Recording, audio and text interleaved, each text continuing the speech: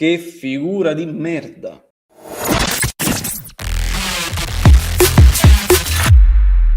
Eh sì ragazzi, che figura di merda, perché noi ci facciamo ridere dietro, facciamo ridere tutta l'Europa, se non tutto il mondo, perché un movimento calcistico come il nostro, che ha bisogno di rivoluzionarsi, ha bisogno di ripartire dopo 3 mondiali non fatti, 3 esclusioni ai mondiali, dove, ma non solo la squadra, ma in generale proprio tutto il movimento calcistico ha disonorato questo stemma qui, l'ha disonorato completamente. Noi ci permettiamo il lusso, abbiamo anche il lusso di farci ridere dietro da tutto il mondo, perché siamo una farsa. Il calcio italiano è anche, se vogliamo, anche lo specchio della politica italiana, del momento sociale, socioculturale italiano, perché noi siamo una commedia vivente. Noi invece noi facciamo un passo avanti, poi dopo un poco quei passi avanti diventano 5 passi indietro, ed è quello che è successo in questo mese. È successo questo. Dal 22 giugno, che c'è stata l'elezione di Malagò come presidente della FIGC, ad oggi che è il 27 di luglio, quindi stiamo parlando di un mese e 5 giorni, in cui c'è stato tutto il contrario di tutto. C'è stata una mini rivoluzione, sentendo i nomi di Maldini e Leonardo, quindi sai, Maldini e Leonardo ti danno un po' di speranza, fino ad arrivare a quello che è successo in mattinata. E ragazzi, questo è il problema, è un grande problema per l'Italia, perché dove noi dobbiamo, in un momento storico dove l'Italia calcistica deve rivoluzionarsi, deve completamente cambiare volto alla propria storia, girare la pagina, cambiare un capitolo, scrivere un capitolo nuovo, noi invece facciamo il contrario, noi cadiamo sempre più in basso e, ripeto, ci facciamo ridere dietro. Basta un nulla per farci ridere, anche il comico più scarso farebbe ridere facendo degli esempi sul calcio italiano. Ci sono squadre nazionali come la Germania e la Francia che hanno disputato il mondiale, hanno fatto bene, male, questo poi sono valutazioni che hanno fatto le loro federazioni, ma intanto la Francia è arrivata in semifinale e Deschamps l'hanno mannato, e a posto di Deschamps subito hanno preso Zidane.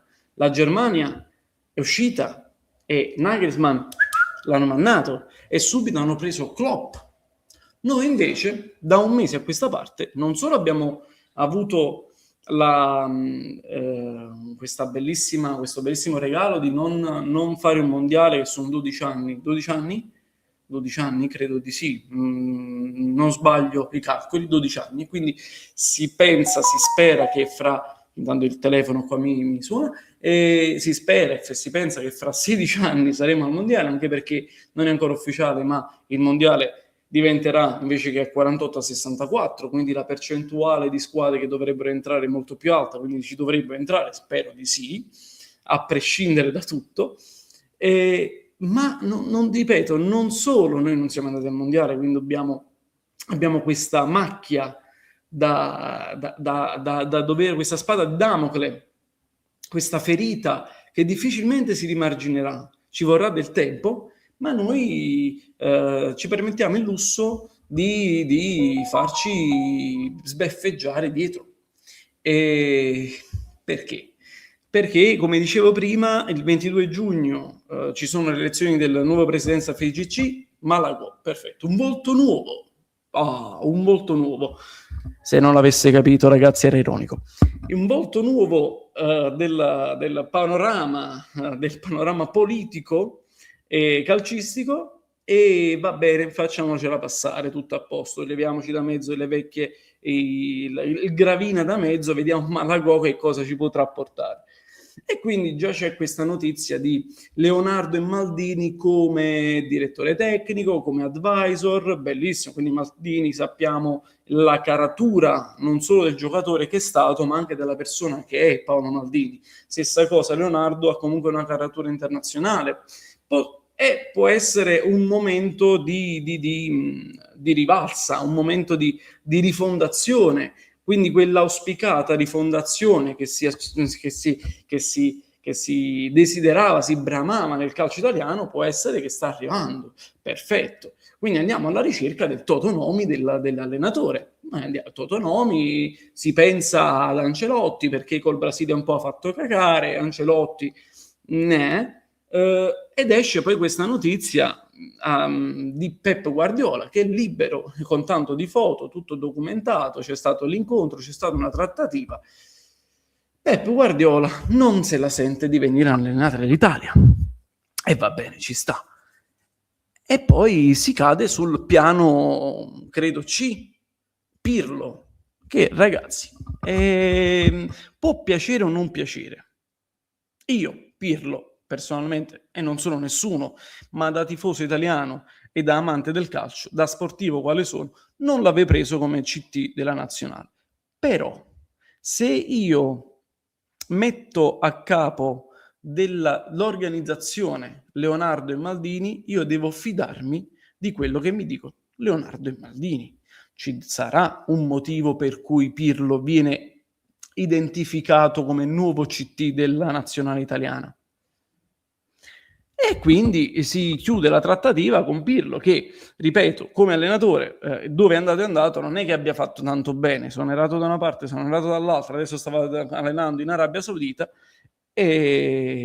però bisogna accettarlo, nel senso che diamo il beneficio del dubbio, vediamo cosa farà Pirlo, quindi ce lo facciamo andare bene, ok? In un certo senso, anche perché rutto per rutto si dice a Napoli, ma più black la midnight può mai venire. E quindi va bene. Il problema, ragazzi, da sapere dove sta la sconfitta? La sconfitta nel calcio è quando entra in mezzo la politica. Questo è. La sconfitta del calcio è quando la sfera calcistica viene imbrattata, viene ingarbugliata, viene sporcata da quel mondo becero che è la politica. Pirlo, condivisibile o non condivisibile, ma questo non è un discorso su cui noi possiamo andare a sindacare, almeno credo di pensarla così io, non so voi, ditemi la vostra. Pirlo è testimonial di una nota società per scommesse russa. È lavoro, è un'ospitata, è un testimonial, è un contratto commerciale. Cosa c'entra il contratto commerciale con eventuali idee politiche di Pirlo? Cosa c'entra? Non c'entra assolutamente nulla. Ed è qui che poi ci sono le pressioni da parte di chi, non lo so, ovviamente sappiamo quello che succede ma non sapremo mai i nomi, ci sono le pressioni politiche per cui Pirlo non è adeguato alla conduzione della nazionale italiana, non può rappresentare la nazionale italiana. Questa è la sconfitta più grande. Questa è la sconfitta più grande. E adesso ci ritroviamo, può essere giusta, potrebbe essere sbagliata, la scelta di Pirlo, ragazzi, non possiamo saperlo perché non abbiamo la sfera magica, non abbiamo la palla magica, quindi poteva anche fare bene Andrea Pirlo. Però questa scelta, nel giro di 2-3 giorni, ha scatenato un caos esagerato all'interno del mondo italiano, del mondo calcistico italiano, perché Pirlo, da che il contratto era pronto da essere firmato per diventare il nuovo CT della nazionale, adesso si trova a scrivere sui social, sui vari social, che c'è stato tutto questo fraintendimento sul discorso della società di scommesse russa, che lui stamattina ha detto di non essere il candidato principale per la panchina della nazionale italiana e quindi il contratto l'ha stracciato. Adesso però ci sta un altro problema. Leonardo e Maldini, che erano i due personaggi su cui si basava la rivoluzione del movimento calcistico italiano, potrebbero fare un passo indietro, quindi dimettersi. A distanza di un mese, ragazzi, un mese. Questa è la farsa, un mese. Cioè, tu scegli due persone per cui rivoluzionare il calcio italiano, ti devi fidare ciecamente delle loro scelte, devi difendere ciecamente le loro scelte, ma vieni attaccato da pressioni esterne al mondo del calcio, per cui la scelta di quelle due persone non è accettata e di rimando anche quelle due persone vengono sfiduciate. Non sono liberi di poter operare come vogliono. E allora qual è il succo della questione? Che il calcio italiano non cambierà mai, è sempre la solita solfa. E siamo destinati a un'estinzione calcistica, ragazzi. Se le cose non cambiano, se le cose non cambiano, ma dalla radice, e non parlo della presidenza FIGC, presidenza CONI, presidenza del Ministro dello Sport, no, proprio dalla radice, da questa, dalla mentalità, ragazzi, dalla testa, la testa di chi ci governa, la testa di chi ci governa. Ok, è quello il problema. Non cambieremo mai, non riusciremo mai a poter avanzare. E quindi adesso vedremo ancora quello che succederà, perché non abbiamo ancora, almeno ad oggi, almeno adesso, no? Sono le 16:15, le 18:15, non sappiamo cosa succederà, quali sono le novità, se veramente Maldini e Leonardo andranno via, quali possono essere i nuovi risvolti per il nuovo CT della nazionale. Nell'ultima intervista fatta da Malagò, credo un'oretta e mezza fa, viene detto che domani ci sarà come si dice, ragazzi, non mi viene il termine, sussurran, vabbè, ci sarà il nome del nuovo allenatore. Chi è rimasto? Io onestamente, a questo punto, ragazzi, con tutto il bene, ma continuiamo con Baldini, che ci ha fatto vedere di avere due palle. Aperta e chiusa parentesi. Sapete perché Baldini non ha continuato sulla nazionale italiana? Perché gli hanno messo un veto per una frase detta durante una conferenza stampa nelle prime due partite che lui ha fatto nella nazionale senior. Gli hanno messo un veto. Chi? Perché parliamo sempre col plurale maestatis. Gli hanno messo un veto, non può allenare la nazionale. È stato detto di no, perché è andato contro le istituzioni. Ma ci rendiamo conto, voglio? Ma ci rendiamo conto? Quindi, chi rimane? Palladino? Conte? Mancini?